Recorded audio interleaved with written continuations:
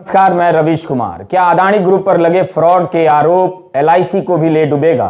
Hindenburg की report में Adani group के खिलाफ फ्रॉड के आरोप लगने के बाद भारतीय जीवन बीमा निगम को लेकर भी सवाल उठाए जाने लगे, क्योंकि अदानी ग्रुप में प्रमोटर के अलावा एलआईसी का सबसे अधिक निवेश बताया जाता है।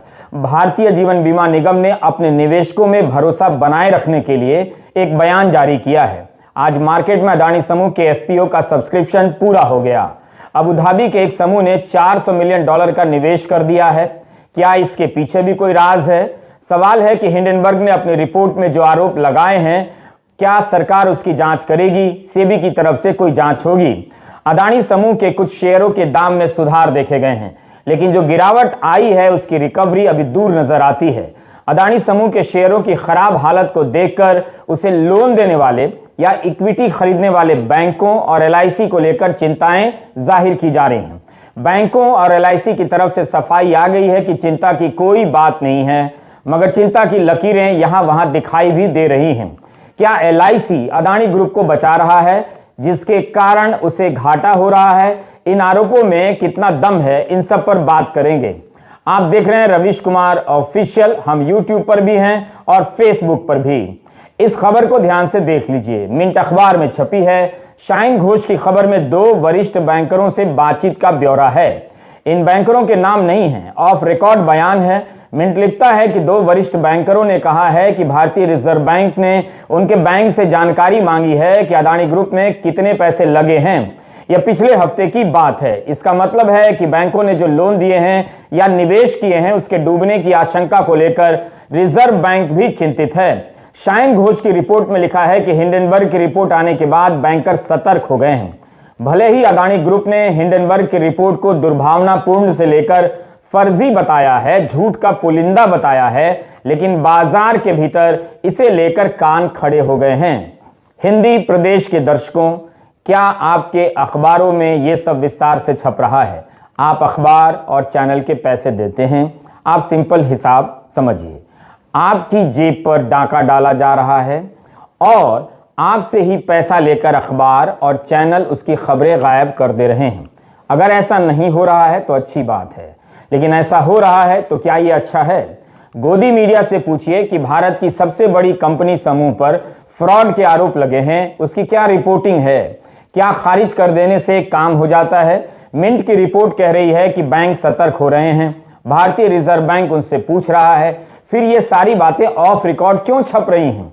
भारतीय रिजर्व बैंक को ऑन रिकॉर्ड आकर कहना चाहिए कि उसकी चिंताएं क्या हैं, क्यों बैंकों से पूछा जा रहा है। ऑन रिकॉर्ड होगा तो लोगों में ज्यादा भरोसा बनेगा। मार्केट का पैसा डूब रहा है या डूबने वाला है और यहां ऑफ रिकॉर्ड का ड्रामा चल रहा है। अभी तक सेबी की तरफ से भी कोई जवाब नहीं आया है। आज भी शेयर बाजार में अदानी ग्रुप की कई कंपनियों के शेयरों के दाम गिरे हैं, कुछ कुछ के बढ़े भी हैं। सीएनबीसी टीवी 18 से अदानी ग्रुप के मुख्य वित्तीय अधिकारी जुगशिंदर सिंह जी ने कहा है कि अदानी ग्रुप भारतीय state bank, Punjab national bank, bank of Baroda से डील करता है। अदानी ग्रुप पर $30 अरब का कर्जा है, जिसमें से $9 अरब का कर्जा भारतीय बैंकों का है। प्रतिशत के हिसाब से भले ही विदेशी संस्थाओं ने अदानी ग्रुप को ज्यादा लोन दिए या किसी और रूप में निवेश किए हैं, लेकिन भारत के सरकारी बैंकों की हिस्सेदारी इतनी भी मामूली नहीं लगती कि हम फिक्र ही ना करें। खबरें छपी हैं कि पिछले 2-3 सालों से अदानी समूह को दिया गया भारतीय बैंकों का लोन घटता जा रहा है और जीवन बीमा इस ग्रुप के शेयर खरीदता जा रहा है। तो भारतीय बैंकों का लोन कम हुआ, मगर एक भारतीय कंपनी की इसमें हिस्सेदारी बढ़ती चली गई, उसके शेयरों को खरीदती चली गई।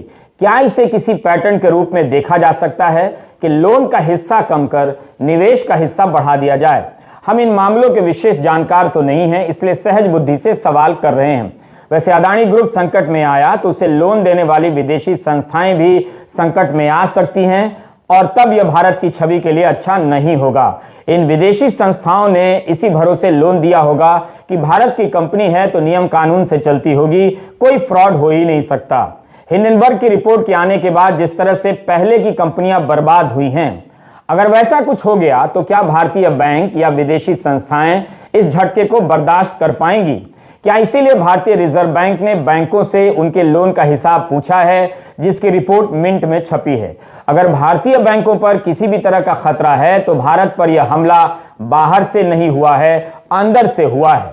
क्या इसलिए भी अदानी ग्रुप को अज्ञात तरीके से बचाने की चर्चाएं चल रही हैं और चलती रहेंगी, मगर तथ्य कभी सामने नहीं आएंगे कि यह सत्य है या झूठ है। अदानी ग्रुप हमेशा ऐसी बातों को गलत बताता रहा है। सवाल है कि अदानी ग्रुप की कंपनी का रिकॉर्ड इस तरह का क्यों है, उसकी साख ऐसी क्यों है कि एक रिपोर्ट भर से शेयरों के दाम 4 दिन से गिरते ही चले जा रहे हैं।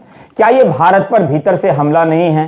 क्या ऐसी कमजोर कंपनियों के सहारे भारत आर्थिक जगत में अपना सीना फुला रहा है, जो एक रिपोर्ट के आने भर से भारत पर हमला चिल्लाने लग जाती हैं और उनके शेयरों के दाम गिरने लग जाते हैं? Do you get my point? Punjab national bank के मुख्य कार्यकारी अधिकारी AK गोयल का मिंट में बयान छपा है कि उनके बैंक ने अदानी ग्रुप को 7,000 करोड़ रुपए के कर्ज दिए हैं। CNBC TV 18 को भारतीय स्टेट बैंक ने भी कहा है कि रिजर्व बैंक जितनी इजाजत देता है उससे बहुत ही कम स्टेट बैंक ने अदानी ग्रुप को लोन दिया है या किसी तरह का निवेश किया है। बैंक पूरी तरह से सुरक्षित हैं।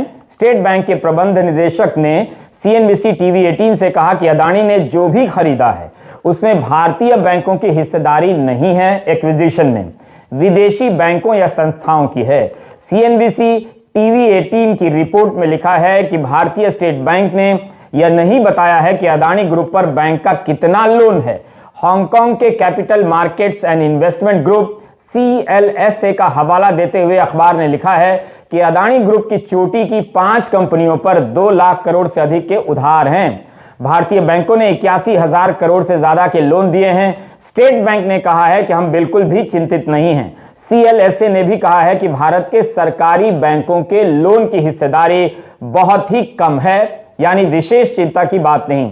भारत के सरकारी बैंक चिंतित नहीं हैं और भारतीय बैंकों ने अपनी क्षमता की सीमा से कम ही लोन दिए हैं। आपको एक पुरानी खबर की याद दिलाना चाहता हूं इसी बात पर। 2011 के साल में इसी तरह एक और रिपोर्ट आई थी, तब विजय माल्या ने भी खंडन कर दिया था। आज विजय माल्या कहां हैं आप जानते हैं? 16 सितंबर 2011 के टाइम्स ऑफ इंडिया की यह खबर आप देख लीजिए। उस वक्त कनाडा की एक रिसर्च कंपनी वेरिटास ने इसी तरह की रिपोर्ट प्रकाशित की थी कि किंगफिशर एयरलाइंस अपने रिकॉर्ड ठीक से नहीं बताती है। कंपनी के बही खाते में कई सारी गड़बड़ियां दिखाई पड़ती हैं। अपने कर्जे को यह कंपनी कम बताती है। तब विजय माल्या ने ठीक वही कहा जो आज अदानी ग्रुप ने कहा है। इसे दुर्भावनापूर्ण और सनसनीखेज बताया था। विजय माल्या ने तब भारत पर हमला नहीं कहा था, अदानी ने इसे भारत पर हमला बोला है। अगर उस समय विजय माल्या कनाडा की कंपनी की इस रिसर्च को भारत पर हमला बताते तब क्या होता? आज माल्या फरार हैं, उन्हें सरकार भारत की जेल में डालने के लिए जाने कितने साल से मुकदमा ही लड़ रही है। वेरिटास कंपनी की रिपोर्ट आखिर सही साबित हुई। आज आप किसी भी एयरपोर्ट पर जाइए, किंगफिशर नाम की हवाई जहाज कंपनी का अता पता नहीं मिलेगा। विजय माल्या का इतिहास आपके सामने है। भारतीय इतिहास के किस चैप्टर में आप विजय माल्या के बारे में पढ़ाएंगे? क्योंकि ये जनाब तो भारत से ही भाग गए हैं। पता चला कि ब्रिटेन के इतिहास के चैप्टर में पढ़ाए जा रहे हैं। ब्रिटेन दावा करने लगा है कि ये आदमी भागकर हमारी कंट्री में आया है, तो ब्रिटेन की हिस्ट्री के चैप्टर में होगा। जब अदानी ग्रुप ने हिंडनबर्ग की रिपोर्ट को भारत पर हमला कहा है, तब ऐसे में सेबी नाम की संस्था क्यों चुप है? उसे सार्वजनिक बयान देना चाहिए था। जब बैंक सार्वजनिक रूप से जवाब दे रहे हैं, भारतीय जीवन बीमा निगम ने बयान जारी किया है, तब सेबी क्यों चुप है? एक तरफ सेबी की चुप्पी पर सवाल उठ रहे हैं और दूसरी तरफ खबर आती है कि अडानी के शेयर ज्यादा ना गिरें, इसके लिए सर्किट लिमिट को 20% से 10% कर दिया गया है। हिंदी में ऐसे समझिए, सीधे पाताल लोक में ना चले जाएं, इसलिए उसके पहले एक फ्लोर और जोड़ दिया गया है। यानी अब एक दिन में अडानी के शेयर 10% से अधिक नहीं गिरेंगे तो हाहाकार भी कम मचेगा। क्या यह काम सेबी ने किया? क्या ऐसी सुविधा हर कंपनी को दी जाती है? इन प्रश्नों के उत्तर आम जनता को भी दिए जाने चाहिए। दुनिया के अमीरों में अडानी तीसरे नंबर पर थे। कुछ दिन पहले तक फोर्ब्स पत्रिका ये सूची बनाती है। जब से हिंडनबर्ग की रिपोर्ट आई है, अडानी तीसरे नंबर से 11वें नंबर पर आ गए हैं। 24 जनवरी को हिंडनबर्ग की रिपोर्ट आती है और 2 दिन के भीतर 51 अरब डॉलर की पूंजी हवा हो जाती है। सोमवार के दिन गिरावट के बाद रॉयटर ने लिखा कि 70 अरब डॉलर यानी 5,70,000 करोड़ से भी अधिक की पूंजी हवा हो गई। किसी की पूंजी का भाव इतना कम हो जाए, वो भी फ्रॉड के आरोप लगने के बाद हर तरह से चिंता की बात है। फोर्ब्स की सूची देख रहा था, इसमें आज अदानी और अंबानी आगे पीछे नजर आए। इसी तरह अदानी ग्रुप के शेयरों में गिरावट आती गई तो एक बार फिर से अंबानी उनसे आगे निकल सकते हैं। क्या तब अंबानी पार्टी देंगे और इसे भारत की जीत बताएंगे? भारत पर यह कैसा हमला है कि एक भारतीय अदानी नीचे की तरफ सरकते जा रहे हैं और एक भारतीय अंबानी ऊपर की तरफ उठते नजर आ रहे हैं? यह हमला हो रहा है या झूला झुलाया जा रहा है? I do not want to speak in English again and again. You understand on your own.